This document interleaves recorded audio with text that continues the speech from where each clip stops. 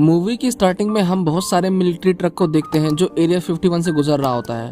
दरअसल ऐसा माना जाता है कि एरिया 51 के अंदर बहुत सारे एलियन रहते हैं। मिलिट्री ट्रक बहुत सारे कंटेनर लेके जा रहे थे, लेकिन रास्ते में उनका एक कार से एक्सीडेंट हो जाता है, जिसकी वजह से वो सभी कंटेनर डिसअटैच हो जाते हैं। इस एक्सीडेंट की वजह से बहुत सारे सोल्जर्स की मौत हो जाती है, लेकिन बाकी बचे सोल्जर इस बारे में हेडक्वार्टर में रिपोर्ट करते हैं। लेकिन हेडक्वार्टर वाले उन्हें वहां से जल्दी निकलने के लिए कहते हैं, लेकिन इससे पहले सोल्जर्स कुछ समझ पाते हैं, उस कंटेनर से ज़ॉम्बी निकल जाते हैं और सभी को मार डालते हैं। वो कुछ सोल्जर्स को इन्फेक्ट भी कर देते हैं और शहर की ओर बढ़ने लगते हैं। फिर हमें दिखाया जाता है कि किस तरह ज़ॉम्बीज ने पूरे शहर को इन्फेक्ट कर दिया और अब वो सभी आदमखोर ज़ॉम्बीज बन चुके थे। जिस जगह पर ज़ॉम्बीज ने अटैक किया था उस जगह को पूरी तरह से सील कर दिया गया था ताकि कोई उसके अंदर ना जा सके। फिर हम स्कॉट नाम के आदमी को देखते हैं, जिसके पास एक आदमी आता है। वो आदमी एक बहुत बड़े होटल का मालिक होता है और उसका होटल उस जगह पर होता है जहाँ पर ज़ॉम्बीज ने कब्जा कर रखा था। वो स्कॉट को कहता है कि उस होटल के अंदर एक तिजोरी है जिसके अंदर $200 मिलियन पड़े हुए हैं, और अगर तुम उस पैसों को मुझे लाके दे दोगे तो उसमें से $50 मिलियन मैं तुम्हें दूंगा। क्योंकि ये काम बहुत ही ज्यादा रिस्की था, लेकिन फिर भी स्कॉट उसे इस काम के लिए हाँ कह देता है। फिर हम एक मिलिट्री कैंप को देखते हैं जिसके अंदर उन लोगों को रखा जाता था जो ज़ॉम्बीज से बच चुके थे। वहां पर हम केट और गीता को देखते हैं। केट दरअसल स्कॉट की बेटी थी।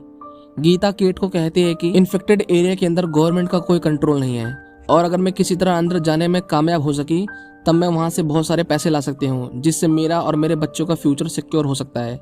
लेकिन केट उसे ऐसा करने से मना करती है क्योंकि अंदर बहुत ही ज्यादा रिस्क था। हम स्कॉट को देखते हैं जो लास वेगस जाने के लिए अपनी टीम को इकट्ठा कर रहा होता है। उसकी टीम में टोटल 5 मेंबर होते हैं, जिसमें से 2 उसके पुराने मेंबर्स थे। बाकी बचे तीनों में से एक का नाम डाइटर था, जो उस तिजोरी को खोलता जो होटल के अंदर रखी थी। दूसरे का नाम माइकी था, जो एक शार्प शूटर था, और तीसरी एक पायलट थी जिसका नाम पीटर था। उसका काम था उन सभी को सेफली उस जगह से वापस निकालना। वो सभी एक बेसमेंट के अंदर इकट्ठा होते हैं, जहां पर होटल का मालिक उन्हें कहता है कि हमें 24 घंटे के अंदर ही अंदर वहां से सारे पैसे खाली करने होंगे, क्योंकि 24 घंटे के अंदर सरकार वहां पर एक न्यूक्लियर बम गिराएगी, जिसकी वजह से सभी ज़ॉम्बी मारे जाएंगे और वहां पर सभी सबूत भी मिटा दिए जाएंगे। वो उनके साथ अपना एक आदमी भी भेजता है जिसका नाम मार्टिन होता है। स्कॉट को अंदर जाने के लिए किसी के हेल्प की जरूरत थी, इसलिए वो अपनी बेटी के पास जाता है। लेकिन केट उससे बहुत ज़्यादा नाराज थी क्योंकि अपनी माँ की मौत के बाद स्कॉट कभी भी उससे मिलने के लिए नहीं आया, इसलिए वो उसे मना कर देती है। लेकिन स्कॉट उससे कहता है कि अगर तुम मेरी मदद करोगी तो तुम्हें बहुत सारे पैसे मिलेंगे, जिसकी मदद से तुम गरीब बच्चों की मदद कर सकती हो। ये सब सुनने के बाद केट उसे इस काम के लिए हाँ कर देती है। अगले दिन केट और सभी टीम मेंबर्स लिली के पास आते हैं, जो लोगों को अंदर भेजने का काम करती थी। लेकिन जब केट को पता चलता है कि लिली ने गीता को भी अंदर भेज दिया है, तब वो उसके ऊपर बहुत गुस्सा होती है। केट स्कॉट को कहती है कि अब वो भी अंदर चलेगी क्योंकि उसकी दोस्त गीता अंदर फंस चुकी है। वो सभी एक कंटेनर से होते हुए अंदर आते हैं, जहाँ पर उन्हें ज़ॉम्बीज का बहुत सारा ढेर दिखता है।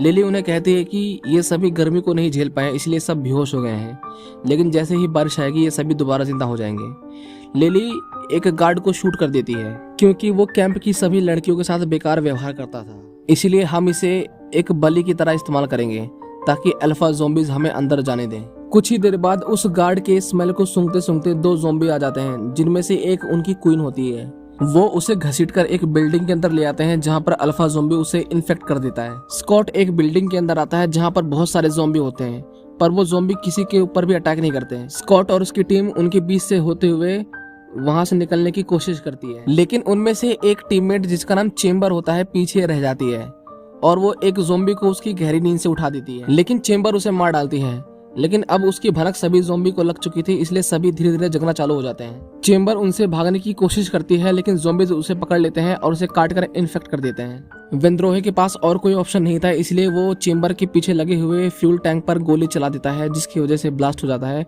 और सभी ज़ॉम्बीज मारे जाते हैं। वो सभी उसी बिल्डिंग के अंदर पहुंचते हैं जहां पर वो लॉकर होता है। स्कॉट पाता है कि जिस तरह का नक्शा होटल के मालिक ने उसे दिया था, सेम उसी तरह का नक्शा वहां पर भी रखा हुआ है। इसका मतलब ये है कि उनसे पहले भी यहाँ पर लोग आ चुके हैं, लेकिन लॉकर को खोलने में कामयाब नहीं हुए और वहां से सभी अलग अलग हो जाते हैं। पीटर्स, जो एक पायलट होती है, बिल्डिंग के टॉप पर जाती है और हेलीकॉप्टर को स्टार्ट करने की कोशिश करती है। स्कॉट और केट बिल्डिंग की पावर सप्लाई को ऑन करते हैं और डाइटर लॉकर के पास जाता है, जहां पर वो बहुत सारी डेड बॉडीज देखता है। विंद्रोहे उस डेड बॉडी को ध्यान से देखता है और पाता है कि ये कोई और नहीं बल्कि हम सभी हैं। लेकिन वो बहुत ज़्यादा हैरान होता है क्योंकि वो तो पहली बार यहाँ पर आया था, फिर ये डेड बॉडी यहाँ पर पहले से कैसे है। लिली और मार्टिन बिल्डिंग के बाहर पहरा दे रहे होते हैं, तभी वहाँ पर 2 ज़ॉम्बी आ जाते हैं, जिसमें से एक उनकी क्वीन भी होती है। उनमें से एक मार्टिन के ऊपर अटैक करता है, लेकिन लिली उसे मार डालती है। मार्टिन क्वीन के पास जाता है और उसके सिर को उसके धड़ से अलग कर देता है। वो उसके सिर को बैग में डालकर ले जाता है।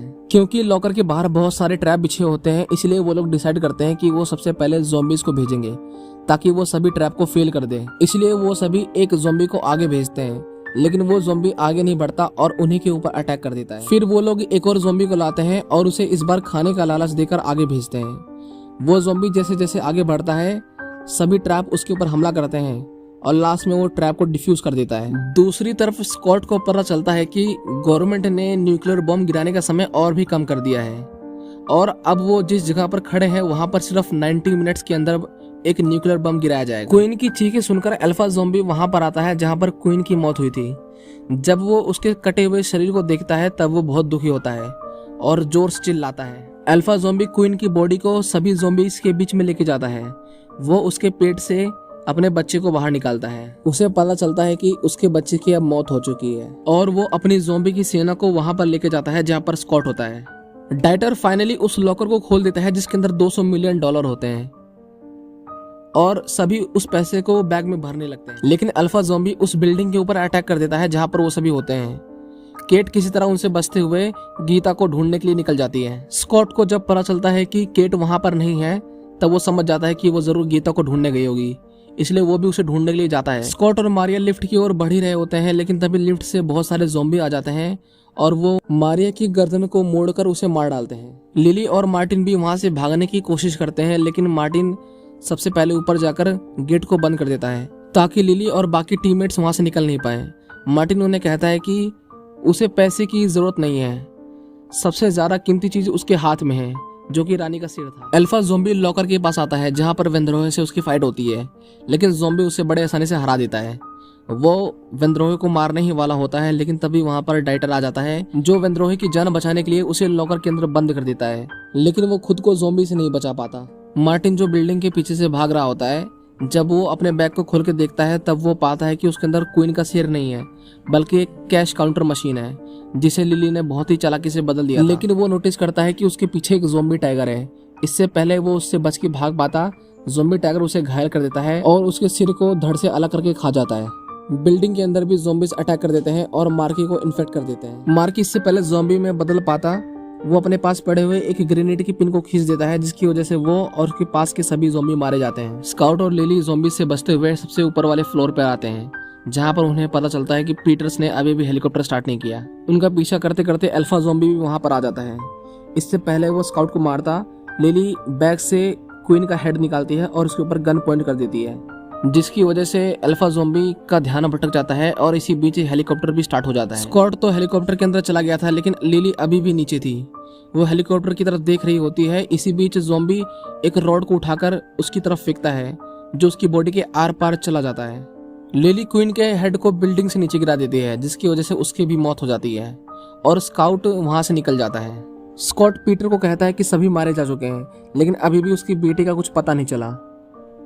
हम उसे लिए बिना कहीं नहीं जाएंगे। दूसरी तरफ केट, जो ज़ॉम्बीज की बिल्डिंग के अंदर थी, अपनी दोस्त को ढूंढ लेती है। वो सभी वहां से जा रहे होते हैं, लेकिन जिस गार्ड को अल्फा ज़ॉम्बी ने इन्फेक्ट किया था वो वहां पर आ जाता है और उनमें से एक को मार डालता है। केट ज़ॉम्बी गार्ड को शूट कर देती है, लेकिन अल्फा ज़ॉम्बी उसे देख लेता है और सभी ज़ॉम्बी एक एक करके उनके ऊपर अटैक करने लगते हैं। स्कॉट गोली की आवाज सुनता है और केट को ढूंढने के लिए नीचे आता है। केट सभी ज़ॉम्बीज को मार डालती है, लेकिन अल्फा ज़ॉम्बी ने अपने सिर के ऊपर एक हेलमेट पहना हुआ होता है, जिसकी वजह से गोली उसे नहीं लगती। वो केट को मारने वाला होता है, लेकिन दूसरी तरफ से स्कॉट आ जाता है और उन दोनों को रेस्क्यू कर लेता है। वो सभी बिल्डिंग के ऊपर आते हैं, लेकिन स्कॉट देखता है कि वहां पर अब हेलीकॉप्टर नहीं है। लेकिन कुछ ही देर बाद पीटर्स वहां पर हेलीकॉप्टर को लेकर आ जाती है। वो सभी हेलीकॉप्टर के अंदर चढ़ ही रहे होते हैं, तभी केट देखती है कि अल्फा ज़ॉम्बी वहां पर आ चुका है। पीटर्स हेलीकॉप्टर को बिल्डिंग से दूर ले जा रही होती है, लेकिन ज़ॉम्बी एक बहुत लंबी छलांग लगाता है और उस हेलीकॉप्टर के अंदर घुस जाता है। हेलीकॉप्टर पूरी तरह से आउट ऑफ कंट्रोल हो जाता है। स्कॉट और ज़ॉम्बी के बीच में फाइट होती है, जिस दौरान एक गोली पीटर्स को लग जाती है और वो घायल हो जाती है। लेकिन वो हेलीकॉप्टर को किसी तरह कंट्रोल कर लेती है और गलती से हेलीकॉप्टर को लास वेगस से बाहर ले आती है, जिसका मतलब था कि लास वेगस में बॉम्ब गिरने से सभी ज़ॉम्बी मारे जाएंगे। लेकिन जो अल्फा ज़ॉम्बी था अब वो उस जोन से बाहर आ चुका था। ज़ॉम्बी स्कॉट को काट लेता है और उसे इन्फेक्ट कर देता है। लेकिन इसी दौरान गवर्नमेंट लास वेगस पे बॉम्ब गिरा देती है, जिसकी रोशनी से ज़ॉम्बी डिस्ट्रैक्ट हो जाता है और इसी का फायदा उठाकर स्कॉट उसे गन से शूट कर देता है। न्यूक्लियर बॉम्ब की वजह से हेलीकॉप्टर क्रैश कर जाता है, जिसमें सिर्फ केट ही जिंदा बचती है और बाकी सभी मारे जाते हैं। केट को उसके फादर मिलते हैं जो अब इन्फेक्ट हो चुके थे। स्कॉट उसे कुछ पैसे देता है ताकि वो गीता के बच्चों को पढ़ा सके। स्कॉट उसे कहता है कि वो उसे शूट कर दे ताकि कोई भी ज़ॉम्बी जिंदा ना बचे। इससे पहले स्कॉट ज़ॉम्बी में बदल पाता, केट उसके सिर पर शूट कर देती है और उसे मार डालती है। फिर हम लास वेगस को देखते हैं जो पूरी तरह से खत्म हो चुका था। लेकिन इसी बीच वहां से वेंद्रोहे निकलता है। क्योंकि वेंद्रोहे उस लॉकर के अंदर था जो पूरी तरह से सेफ था, इसलिए उसकी जान बच जाती है और वो लास वेगस के बाहर आ जाता है। वो एयरपोर्ट के अंदर आता है जहां से उसे मैक्सिको जाना था।